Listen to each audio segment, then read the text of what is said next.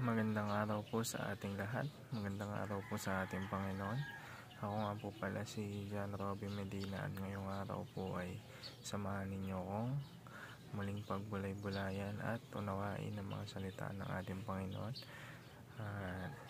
Ang topic po natin ngayong araw ay ang humility makes us safe in God, at ang bersikulong ating pag-aaralan naman ay ang Luke chapter 18 verse 14. Sinasabi rito, I tell you that this man, rather than the other, went home justified before God.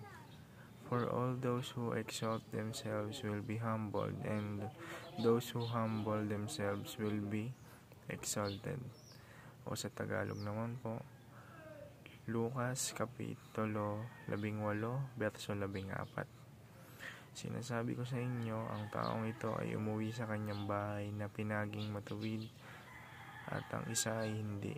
Ito ay sapagkat ang bawat isang nagtataas ng kanyang sarili ay ibababa, at ang bawat isang nagpapakumbaba ay itataas. Para naman po sa ating katuruan ngayong araw, unang-una, pride makes people think they are righteous. Yung pride, kapag masyado tayong ma-pride or ma-ego, tingin natin sa sarili natin, hindi na tayo nagkakamali, hindi na tayo pwedeng i-correct, tayo na lang lagi yung tama. Ganun po yung nagiging ugali ng isang tao kapag masyadong ma-pride. Mataas masyado yung tingin sa sarili, hindi na marunong kumilala ng pagkakamali. Sa ikalawa naman po, pride makes people stiff-necked. Kumbaga, palaging yung pagiging ma-pride na tao, palagi ang titingin sa kamalian ng iba. Hindi niyan makikita yung kamalian niya, yung sarili niyang kamalian, dahil nakapokus siya sa kamalian ng iba. Sa ikatlo naman po, pride separates people from God.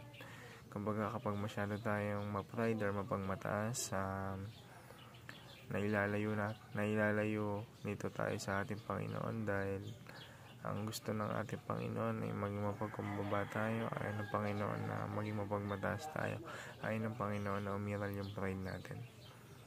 At yun lamang po para sa ating teaching ngayong araw. Ngayon naman po, pupunta naman po tayo sa ating application. Unang-una, repent while we still have the time. Magsisi na tayo sa ating mga kasalanan. Magpakumbaba na tayo, ibaba na natin yung ating sarili sa ating Panginoon. Number 2, return to God in humble submission. Magbalik tayo sa ating Panginoon ng may pagpapakumbaba. At ang huli naman, recommit to live for God. Mag-commit tayo sa ating Panginoon, i-surrender natin lahat sa Kanya, sundin natin ang Kanyang mga utos na kinalulugdan ng ating Panginoon. At yun lamang po, maraming salamat po na naway may tunan po tayo ngayong araw, at may apply po natin ito sa ating pang-araw-araw na buhay. Yun lamang po, maraming salamat po.